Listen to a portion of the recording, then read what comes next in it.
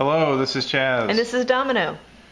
And we're here today to talk about the WG-S20 Sharp Electronic Memo Pad. This is the second of our video series. We've done one earlier on the Ozaki for the iPad, and now we'd like to talk to you about this pretty fantastic device.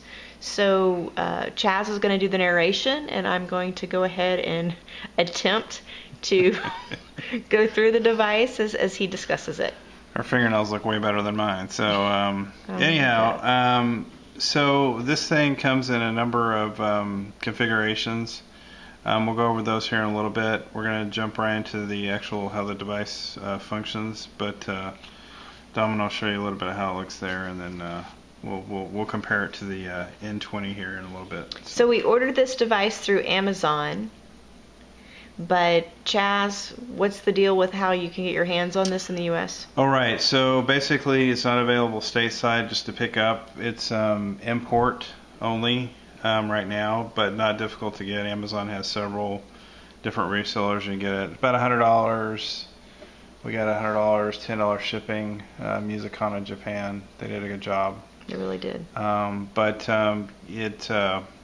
It takes a few days to get here, but nothing crazy. The main problem is it's in Japanese, so the manual will come in Japanese. The menu structure's in Japanese. It's a little intimidating initially, but once you play with it a couple days, no big deal. Yep, if you're watching this video series and you can read Japanese, we'll be including a how-to manual, and if there's anything you'd like to add to that, we really would appreciate the feedback. But we'll start by just turning the device on, and that is located here on the bottom. It's just a little sliding switch. And this device already came ready to go. So the moment it arrived, we unboxed it and we turned it on and we were ready to do work. It came with the USB charging cable. And what about the battery life? The battery life is really good. It's about 30 days after standard charge, which does not take that long. It charges over standard USB connection, which is really good. That's typically not, normal devices. You don't get that kind of battery life, so 30 days is pretty much unheard of. It's been pretty awesome. We certainly haven't needed to charge it since we've gotten it. So let's go right into the device. So the first thing that you're seeing here is kind of like a bookshelf. And on each bookshelf are individual notepads or notebooks, if you want to call them that. And how many does this device hold? So on the regular notebooks, it'll actually hold 100 notebooks, and you can actually do up to 2,000 pages inside those notebooks in total. Man, that's pretty cool. Yeah, it's pretty impressive. Okay, so do you want to go through the notebook first, or talk about the bottom here? Well, let's do the bottom first, and then we can get into the details there. So there's two menu structures here, basically two pages. On the first page here is the ability to create a new notebook. This icon here is to find notes on dates that they were created. This is a categorization find. You can actually categorize your notes 10 different ways. The second page allows you to sort the notebooks, so they'll display. The first icon is sorted by the date that the notebook was created, the most recent. The second one basically will sort the notebooks by the last time a notebook had been changed where you had written in it, and it'll flip them back and forth. This icon here allows you to change the actual cover. You can see here where Domino's wrote different covers. This will allow you to change the cover, and then this one will allow you to delete the actual notebooks if you want to delete them. So as Chaz has mentioned, this is in Japanese, but again, don't be alarmed. They did a fantastic job by showing these icons, and they really are self-explanatory. This is a picture of a notebook, and guess what? That's a picture of a pen. So by clicking on that, it will allow you then to name a notebook anything that you like. Okay, where are we going from here? Well, let's create. Want to create a notebook here? Sure. Okay. Okay, so again, creating a notebook. Here's an icon with a notebook and a plus sign. Looks pretty simple, so I'll click that. And it opens up the very first page of a notebook. So we haven't named it yet, but this certainly gives us the ability at this point to start writing down notes. This might be a little weird because I'm writing from an angle, but we'll kind of just do a little squiggly line to start. So as you can see, that's very easy to see, and this is controllable. So the great thing about this device is you don't have to save it. You don't need to look for that save icon. It's saving the moment you write something down or you draw a picture. We did a little notebook to kind of show you information about the pen and the highlighters. We'll go over them here, but we can certainly open up that notebook because it has the illustration. Sorry, let me hit home. Oh, there you go. We're at a weird angle trying to film this, so okay, your mileage may vary. It's actually much simpler than it just looked. Absolutely. There. So we've got this notebook that we've already named, pen and highlighter, so I'm going to click that. And this talks about those pen options that we just mentioned. So as you can see here, you do have several options, or at least 3. You can write your note in fine, medium, and bold, and that's very easy to find down here. There's a pen icon. I'm going to click that, and there you can see the fine line, the medium line, and the bold line. So we'll just click the bold line, and I'm writing in bold. Pretty simple. Real easy. It's the stylus is actually resistive, not capacitive like the new phones and whatnot. So it's old school technology. Basically, anything you have, there's a variety of styluses you can get, but basically it's real light pressure and it's immediate. You do not have to worry about any delay. You also don't have to worry about capacitive issues. Basically, you can rest your palm on there. It isn't gonna write. Which is really good. That's normally what I'm doing. I'm standing on a step stool now, so it's, pretty soon my whole body will be laying on this thing. But the good news is it won't be writing. Okay, so we did a few pages here to kind of cover what the options are at the bottom. So as you can see, there's a little page arrow here. I can click that. It will take me to the next page, at which we're talking about the highlighter. A great feature here as well. Chaz talked about how many pages they can hold. So maybe you're tired of clicking these. Go ahead and just hit that center page, and then it will show you how many pages happen to be in the notebook, and then you can just move to whatever page that you're interested in looking at. Yeah, that's so awesome. In this case, we chose highlighter. So again, a little information about the highlighter. It's a great feature. As you can see, we were able to highlight a word, and we just colored in the face of this smiley guy here. And the highlighter, much like the pen, has varying thickness levels, so you can highlight in thin, medium, or bold, and that's very easily done by clicking the highlighting pen. Much like the pen itself, you can see where those different highlighting thickness levels are located. Yeah, it's really quick. You just basically make a selection. You can immediately start writing, or you can change the selection and then start writing. Yeah, it's but really if you nice. Switch between pens, you just click it and you can immediately start writing, so it's really nice. So also down here at the bottom, we have 2 separate erase functions. We have an erase function for the highlighter, and we have one for the pen as well. We took the liberty of kind of making these pages up. So, oh wait, here we have an eraser right here. Again, what we want to show you is that the eraser, much like the pen, has varying erase levels. So here we have a thin.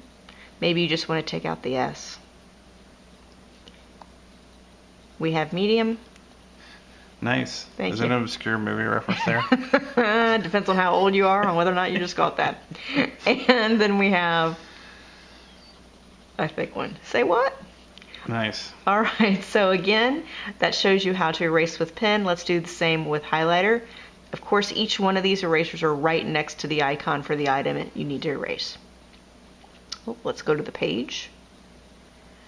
All right, so erasing highlights, we kind of gave you examples here as well.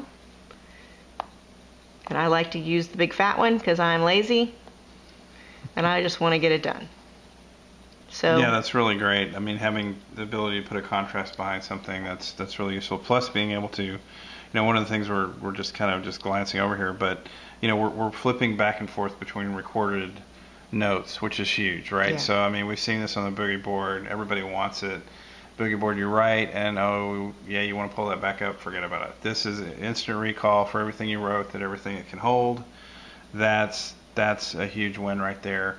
And the ability to erase. Yeah, You're not which going to get is that on huge. boogie board. You do not get can that. Erase. You can erase the whole page. Yep. But you can't do it by item.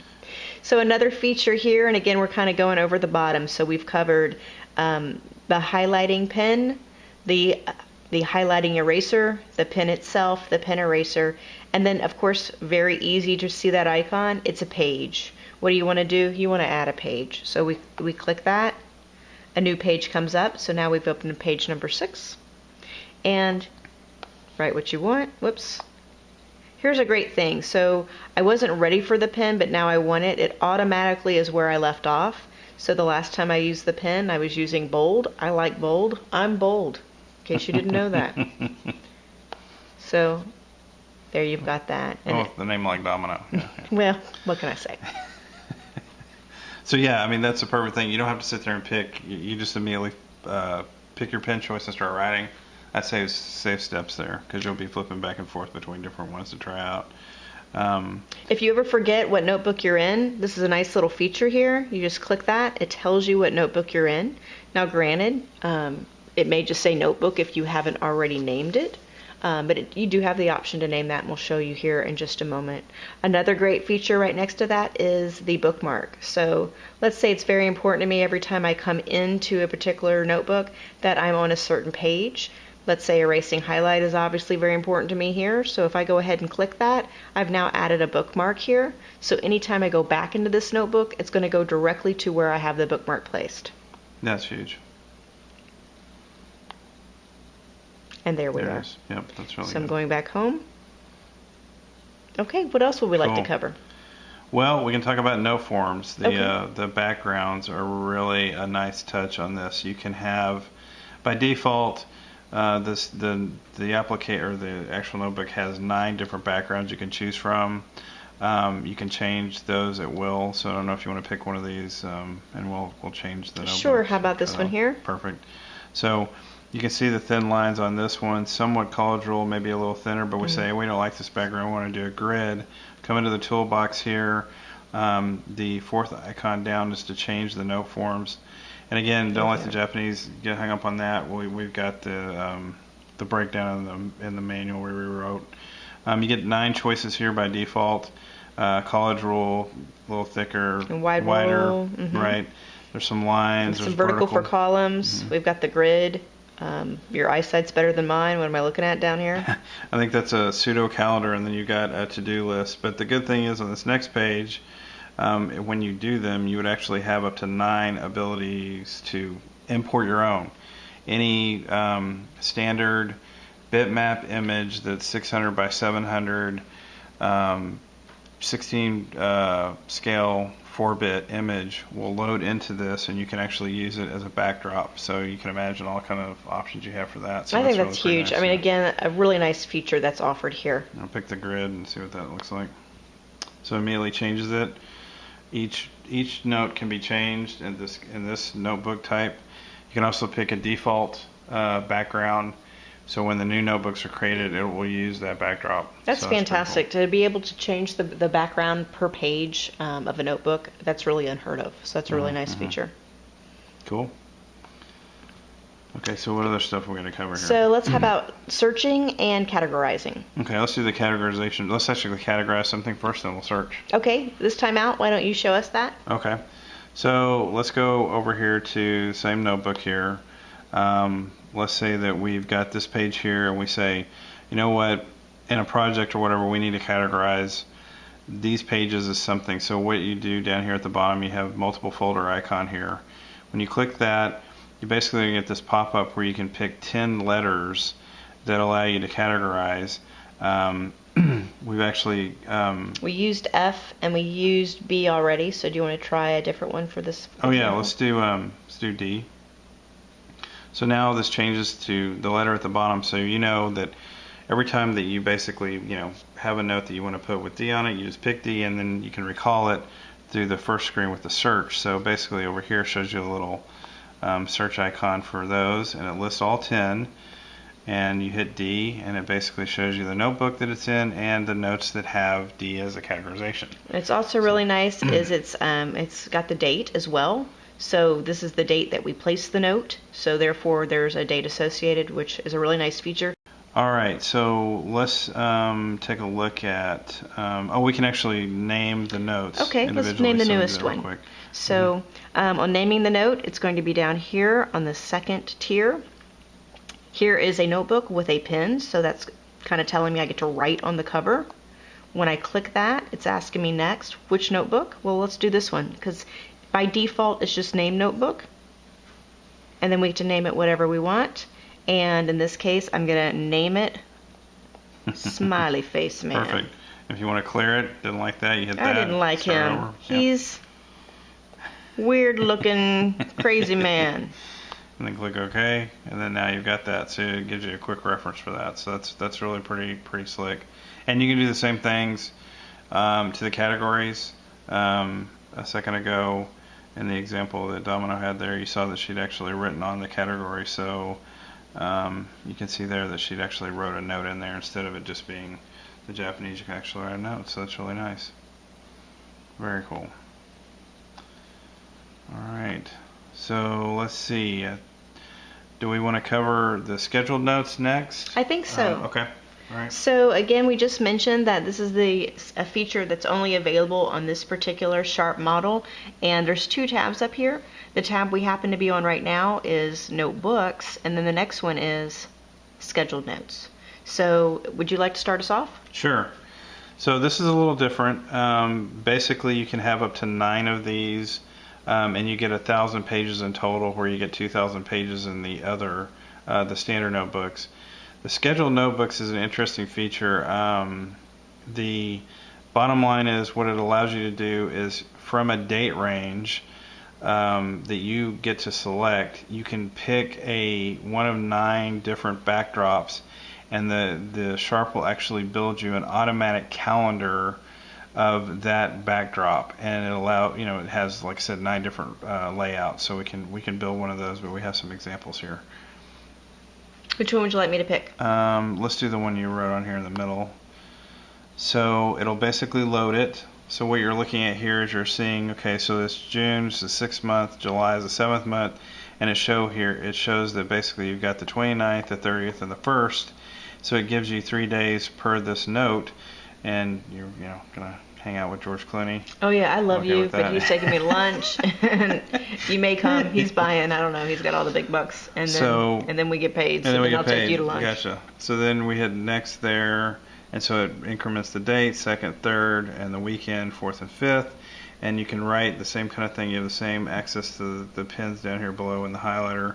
And so this is again really nice because it builds out a calendar. And just like before, the forms, right? So absolutely. I chose this as the background. Correct. So would you like to pick another one for us to look at? Right. So what we do is the good or bad or whatever the case is here, this builds out an actual calendar background. So once you've built out the calendar, you can't change the background to something else, but you can create from scratch one. So basically, let's do a new one. So you have the plus icon down here. You get to pick between one of these 9, and there are different types. This one here is date, where you have several more days to put on one page. Then you get this grid in behind here. If you want to do the same thing, you get an extra 1 day in the middle of that where it has like a scratch pad. This is the example we were just looking at, where it has 3 days per page. With this one has a little extra memo page in between here. So what you do when you pick one of these, you basically select it.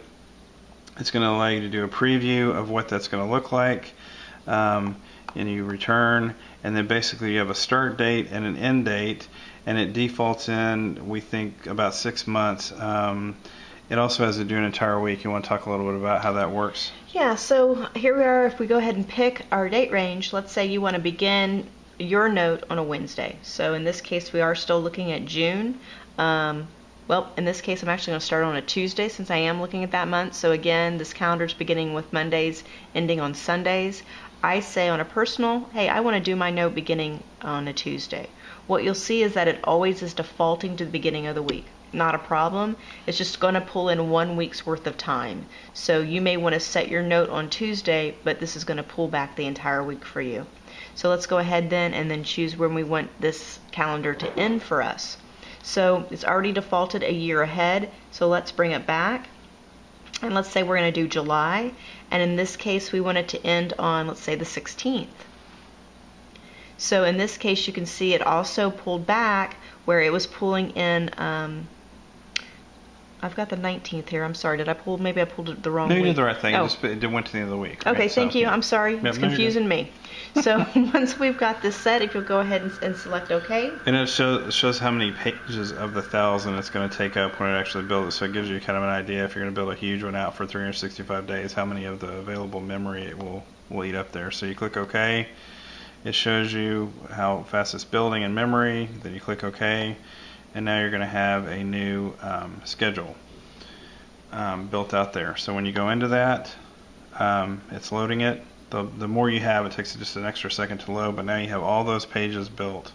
And you can actually pick anywhere in the date range to pull the note for that. You can actually flip between the individual days. There's that extra page in there you can write to.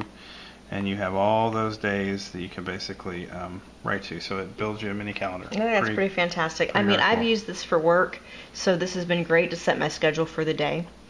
And just like before, if I want to name it, I have the ability to do so.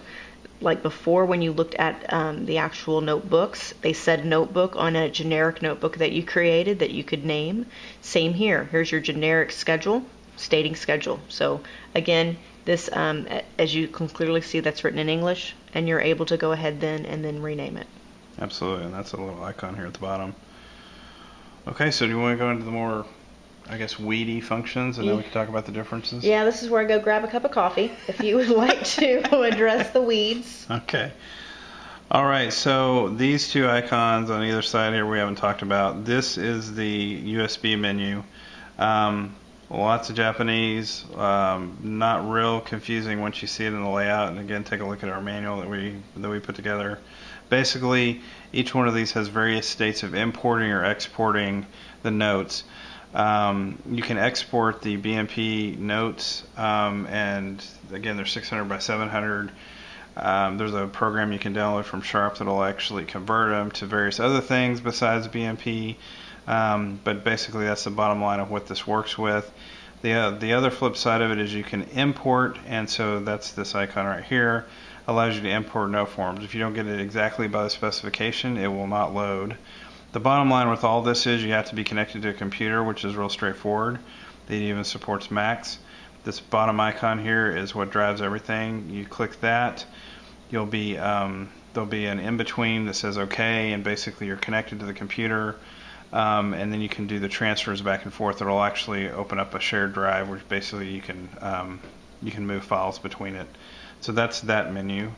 The tools menu here has all the basic functions of the settings. You set the date and time in here.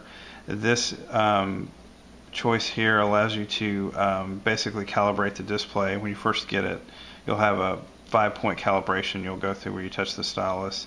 If you don't know it, again, don't panic. You basically can get out of all these menus. You click it. This sets the default timeout where the device will go to sleep here. It sets 15 minutes. Then you click OK. And we're clicking and stuff's not happening. It's because we're at a bad angle. Really, it's very precise. So here, this item here allows you to pick the default note form for the next notebook you're creating. So you can pick any of the 9 or one that you imported, and the new notebooks. A new notebook will always use this backdrop. This is the reset one, so this is probably the only scary one in here, and it looks scary. Tons of Japanese and don't know what that's doing, so again, just get out of it. This one here allows you to set a PIN, a 4-digit PIN, so basically it's a bit of security so no one else can get in there to the device. We think that's a great thing if you want to say something maybe not so nice about your boss, but you don't want your boss to know. Absolutely. Put a PIN on there. And this last one here allows you to set the default between BMP and JPEG on the exports. And again, the device typically uses BMP, so JPEG would just be a feature on the exports. It does not import JPEGs. So I think that's kind of got it in a nutshell. Where we're going to talk a little bit about the differences on the S20 and the N20. Mm-hmm. This device from Sharp came out, I believe, in 2011 or 12. This is the third variation of it. There was the N10 and the N20, and I believe this was released 3 months after the N20. We actually have an N20. It's slightly different. It's a little thicker. It's still a great device, but remember with the newest device, you get the ability to set a note per a day, where with the other one, that's not permitted at that, in that version. But as Chaz is showing you, it's set up a little bit different where the USB goes. It's a little thicker on the older one, and it's angled. I'm not sure if you can see that. And of course, this is a complete wraparound cover, and the new one does not have the wraparound cover. It allows it to be a little more sleek and a little thinner. The pins, of course, you've been seeing me use this throughout, is that silver pin, and then this is what's coming with this one. It's still a good pen, but this one's just a little bit nicer. Yeah, they refined this a little bit. It's got a good bit of weight to it. The plastic's really light on this one. It gets the job done. Again, any resistive stylus works. This one just feels a little bit better in your hand. You don't have to push down as much. You feel like you're kind of fighting with this one for a little bit. The only other thing on this, again, is like Domino mentioned, is the covers. This does have a wraparound cover, which is nice. They just refined it a little bit by having an insert here and an insert here for this backing, so this is exposed, but it does make it a little bit thinner. And it also, the actual screens are the exact size, but the bevel is a little bit wider on the N20 and not as curved. But beyond that, they're pretty much the same thing. This comes in a few more colors, but by no stretch of the imagination are they both lacking that much other than the schedule feature. Mm-hmm. The downside, mostly what people have been complaining about online is true. The contrast, we took a while to set up this video to make sure we had the contrast right. In normal working environments where you have a lot of fluorescent light and you have even light, it's not a problem at all. The LCD screen works fabulously. When you would first unbox it at a house, it looks washed out, and that is, I think, a lot of the reviews, people were like, I can't see it. It's true. It basically will wash out real easy in the wrong light, but in a normal work environment, it's pretty easy to use. Plus, we tried it in store. That's true. Today it worked pretty good. It worked good in the store, and I was one of those people. Chaz brought it to me, and I said, I can't read it, I can't see it, I don't want to use it. And he asked me, we'll take it to work with you and just try it there for one day, and then bring it back, and then let me know what you think. And so I did.